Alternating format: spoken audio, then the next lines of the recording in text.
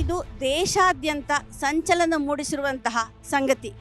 ಏನಾಗಿದೆ ಅಂತಂದರೆ, ವೈದ್ಯಕೀಯ ಹುಡುಗಿ ಅಥವಾ ವೈದ್ಯಗೆ ಆಕೆ ಡ್ಯೂಟಿ ನಡೆಸ್ತಿದ್ದ ಹಾಗೆಯೇ ಆ ಆಸ್ಪತ್ರೆಯ ವಾತಾವರಣದ ಒಳಗಡೆಯೇ ಆಕೆಗೆ ಸಾಮೂಹಿಕ ಲೈಂಗಿಕ ದೌರ್ಜನ್ಯ ನಡೆದಿರೋದಲ್ಲದೆ ಆಕೆಯ ಕೊಲೆ ಮಾಡಿದ್ದಾರೆ. ಇದಕ್ಕಿಂತ ಅಮಾನುಷವಾದಂತಹ, ಭೀಕರವಾದಂತಹ, ಬೀಭತ್ಸವಾದಂತಹ, ನಾಚಿಕೆ ಕೇಡಿನಂತಹ ವಿಷಯ ಇನ್ನೇನಿದೆ?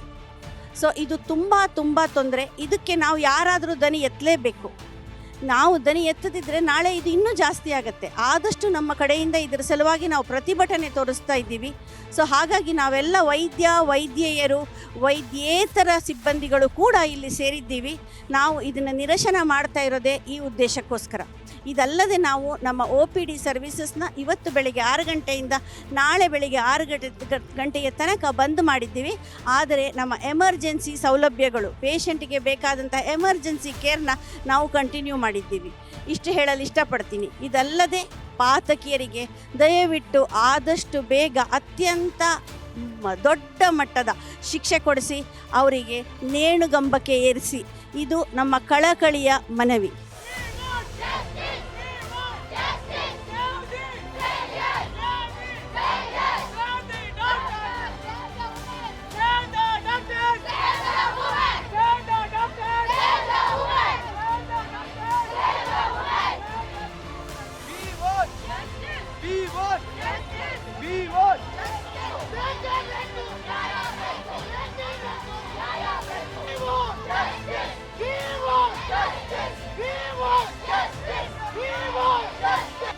ಈ ಕಲ್ಕತ್ತಾದಲ್ಲಿ ನಡೆದ ಒಂದು ಭಯಂಕರ ವಿಕೃತ ಕೃತ್ಯ, ಒಂದು ವೈದ್ಯೆಯ ಮೇಲಾದ ಹಲ್ಲೆ, ಅತ್ಯಾಚಾರ, ಈ ಪ್ರಕರಣನ ಖಂಡಿಸಿ ಅದಕ್ಕೆ ನ್ಯಾಯ ದೊರಕಿಸ್ಕೊಡ್ಬೇಕು ಅನ್ನೋದು ಒಂದು ಮುಖ್ಯ ಉದ್ದೇಶ.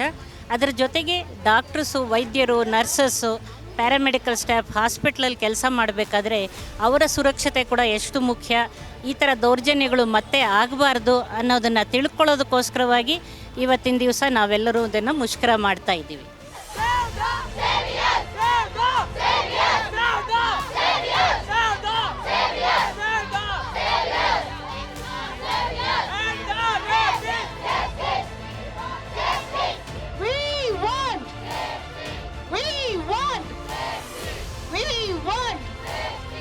ಹೆಣ್ಣು ಮಗು ದೇಶಕ್ಕೆ ನಗು ಅಂತ ಹೇಳ್ತಾರೆ.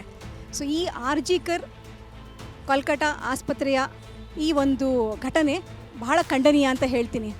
ಇಂತಹ ಅಮಾನುಷ ಕೃತ್ಯವನ್ನು ಮಾಡತಕ್ಕಂತಹ ವ್ಯಕ್ತಿಗಳು ಯಾರೇ ಆಗಿರಲಿ ಅವರಿಗೆ ಘೋರ ಶಿಕ್ಷೆ ಆಗಬೇಕು. ನಾನು ವೈದ್ಯಾಗಿ ಮಾತು ಹೇಳ್ತಾ ಇಲ್ಲ, ವೈದ್ಯಗೋಸ್ಕರ ಪ್ರೊಟೆಕ್ಷನ್ಗೋಸ್ಕರ ಹೇಳ್ತಾ ಇಲ್ಲ. ಈ ವೈದ್ಯಗಾಗೂ ಮುಂಚೆ ಅವಳು ಒಂದು ಸಾಮಾನ್ಯ ಹೆಣ್ಣು ಮಗಳು. ಹೆಣ್ಣು ಮಗಳಿಗೆ ಇಂತಹ ಘೋರವಾದಂತಹ ಶಿಕ್ಷೆ ಬಹಳ ಖಂಡನೀಯ. ಇದಕ್ಕೆ ಬರೀ ವೈದ್ಯರಷ್ಟೇ ಅಲ್ಲ, ಇಡೀ ಸಮಾಜ ಬೆಂಬಲ ಕೊಡಬೇಕು. ಪ್ರತಿಯೊಬ್ಬ ಸಮಾಜದ ವ್ಯಕ್ತಿಗಳು ಸಹ ಇದು ನಮ್ಮ ಆದ್ಯ ಕರ್ತವ್ಯ ಅಂತ ಪರಿಗಣಿಸಿ ಈ ಒಂದು ಪ್ರತಿಭಟನೆಗೆ ಸಪೋರ್ಟ್ ಮಾಡಬೇಕು. ಆಗಲೇ ಆವಾಗ ಅದಕ್ಕೊಂದು ಶಕ್ತಿ ಸಿಗುತ್ತೆ. ಬರೀ ವೈದ್ಯರಷ್ಟೇ ಹೋರಾಡಿದ್ರೆ ಸಾಕಾಗೋದಿಲ್ಲ. ಸೊ ಈ ಒಂದು ಘಟನೆ ಯಾರಿಗೂ ಕೂಡ ಮರುಕಳಿಸಬಾರ್ದು. ಯಾಕಂದರೆ ವೈದ್ಯರಾಗಿ ನಾವು 24 ಗಂಟೆ 36 ಗಂಟೆ ಊಟ ಬಿಟ್ಟು ನಿದ್ದೆ ಬಿಟ್ಟು ಕೆಲಸ ಮಾಡ್ತಾ ಇರ್ತೀವಿ. ಅವಳಿಗೆ ಅವಳದೇ ಆಸ್ಪತ್ರೆಯಲ್ಲಿ ಯಾವಾಗ ಅವ್ರಿಗೆ ಸೇಫ್ಟಿ ಇರಲ್ವೋ ಅವ್ರು ಹೇಗೆ ಅಲ್ಲಿ ಕೆಲಸ ಮಾಡಲಿಕ್ಕೆ ಸಾಧ್ಯ?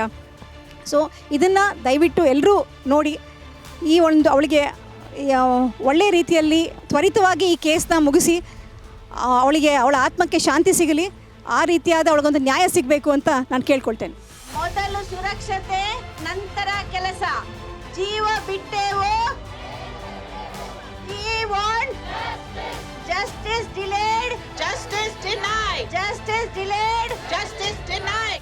ನಮಗೆಲ್ಲರಿಗೂ ಗೊತ್ತಿರೋ ಹಾಗೆ RGKR ಮೆಡಿಕಲ್ ಕಾಲೇಜಿನಲ್ಲಿ ನಡೆದಿರುವಂಥ ರೇಪ್ ಆ್ಯಂಡ್ ಮರ್ಡರ್ ಕೇಸ್ನ ಪರವಾಗಿ ನಾವೆಲ್ಲರೂ ಪ್ರತಿಯೊಂದು ಮೆಡಿಕಲ್ ಕಾಲೇಜಿಂದ ಕೂಡ ಇಲ್ಲಿ ಫ್ರೀಡಮ್ ಪಾರ್ಕ್ನಲ್ಲಿ ಸೇರಿ ನಾವು ಇಂದು ಪ್ರೊಟೆಸ್ಟ್ನ ಆರ್ಗನೈಸ್ ಮಾಡಿದ್ದೇವೆ. ನಾವು ESIC ಮೆಡಿಕಲ್ ಕಾಲೇಜ್ ವಿದ್ಯಾರ್ಥಿಗಳು ಇಲ್ಲಿ ನಮ್ಮ ಕಾಲೇಜಿನಿಂದ ಇರುವಂಥ ಅಂಡರ್ ಗ್ರಾಜ್ಯುಯೇಟ್ಸ್, ಪೋಸ್ಟ್ ಗ್ರಾಜ್ಯುಯೇಟ್ಸ್ ಎಲ್ಲರೂ ಕೂಡ ಸೇರಿದ್ದೇವೆ. ಹೆಣ್ಣು ಸಂಸಾರದ ಕಣ್ಣು ಅಂತ ಹೇಳ್ತಾರೆ. ಹೆಣ್ಣು ಅನ್ನೋದು ನಮ್ಮ ಸಮಾಜದಲ್ಲಿ ತುಂಬಾ ಉನ್ನತ ಸ್ಥಾನವನ್ನು ನಾವು ಇಟ್ಟಿದ್ದೀವಿ. ಅಂಥ ಹೆಣ್ಣಿಗೆ, ಅದರಲ್ಲೂ ಡ್ಯೂಟಿನಲ್ಲಿರುವಂಥ ಡಾಕ್ಟರ್ ಮೇಲೆ ಅತ್ಯಾಚಾರ ಆಗೋದು, ಆ ರೀತಿ ಮರ್ಡರ್ ಆಗೋದನ್ನು ನೋಡಿದ್ರೆ ನಮಗೆ ಸ್ವಾತಂತ್ರ್ಯ ಬಂದು ಏನು ಪ್ರಯೋಜನ ಅಂತ ನಾವು ಹೇಳಿ ಕೇಳಬೇಕಾಗುತ್ತೆ.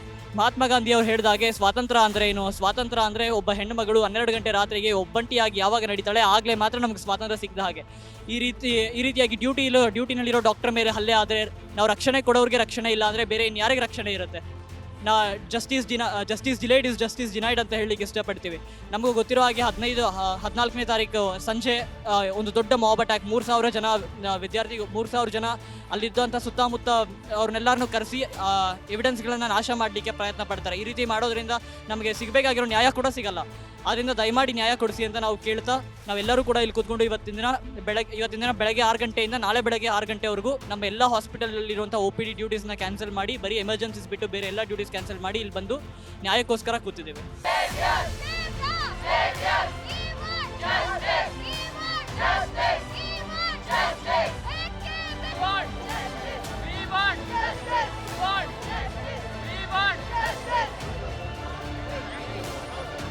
ಇಲ್ಲೆಲ್ಲ ನನ್ನ ಪಕ್ಕ ನಿಂತಿರೋರು ಎಲ್ಲ ಸ್ಪರ್ಶ್ ಹಾಸ್ಪಿಟಲ್ಗಳಿಂದನೂ ಇವತ್ತು ಬಂದಿದ್ದಾರೆ.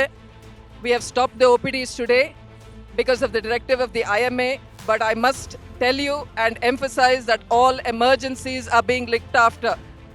No patient has been denied any emergency treatment. ನಾವೇ ಅಲ್ಲ, ಇಲ್ಲಿ ಫ್ರೀಡಮ್ ಪಾರ್ಕ್ನಲ್ಲಿ ನೋಡ್ತಾ ಇದ್ದೀರಾ ಬೇರೆಯವರು ಬಂದಿದ್ದಾರೆ.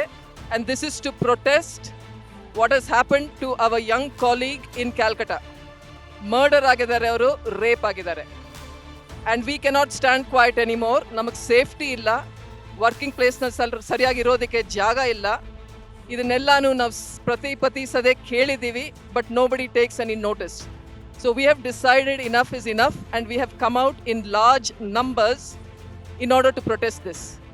As we all say, and you can see the placards all around you, you can see the atmosphere, everybody is very upset, very angry, and we request the concerned authorities to take note of this and change the way things are dealt with in this country. As we have all said, and you can hear us shouting, you need to protect the doctors, not rape and murder them.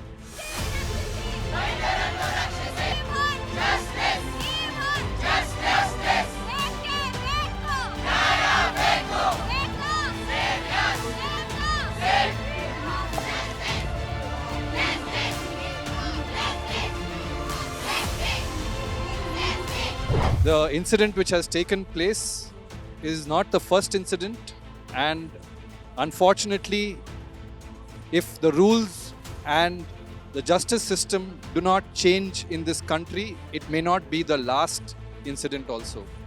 It's my earnest request to each and every person in this country to stand up for what is right and respect from the very basic need of the hour is to respect human dignity first, and then also respect people in this profession who are serving humanity, because it's a question of ensuring that our doctor community, who is always there in the need of everyone's critical hour, is protected so that we can do our duty to the best of our ability. Please stand up and please raise your voice against this gross injustice which has taken place, so that it is never repeated ever again in the future.